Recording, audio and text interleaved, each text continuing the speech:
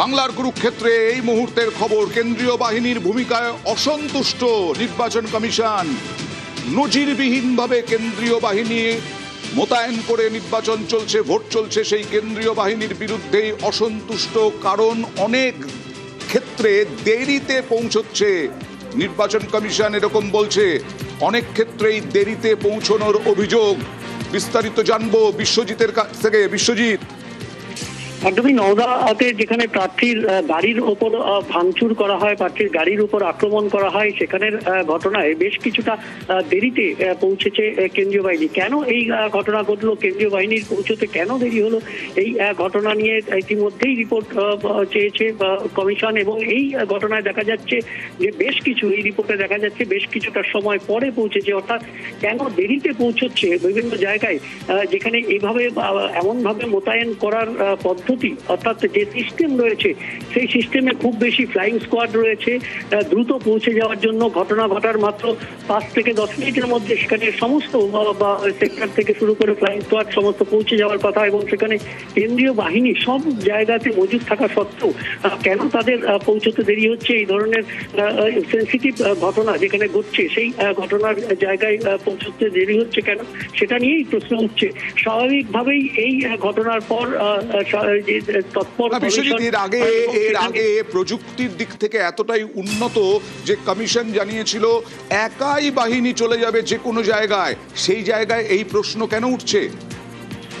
একদমই সেই কমিউনিকেশন কোথায় গ্যাপ হয়েছে সেগুলোই খতিয়ে দেখা হচ্ছে। এবং এই বিষয়ে একটা যে সব জায়গাতে যেখানে শান্তিপূর্ণভাবে বেশিরভাগ জায়গায় ভোট হচ্ছে, সেখানে একটা দুটো ইনসিডেন্ট যেখানে হচ্ছে, সেখানে তৎপর ভাবে কেন কেন্দ্রীয় বাহিনী সঙ্গে সঙ্গে পৌঁছতে পারছে না সেগুলোও খতিয়ে দেখা হচ্ছে। এবং এই ঘটনার জেরেই পুনরায় সিইওর সঙ্গে কথা বলেছিলেন বিশ্বজিৎ।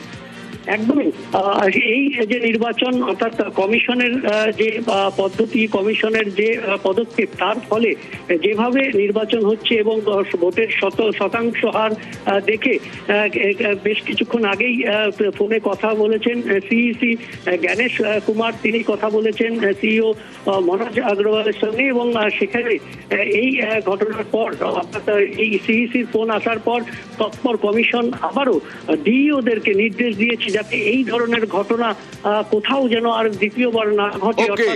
সুদীপ্তার কাছে যাব। 2.5 লক্ষ জওয়ান দিয়ে মোতায়েন করে ভোট হচ্ছে, তারপরেও অসন্তুষ্ট কমিশন।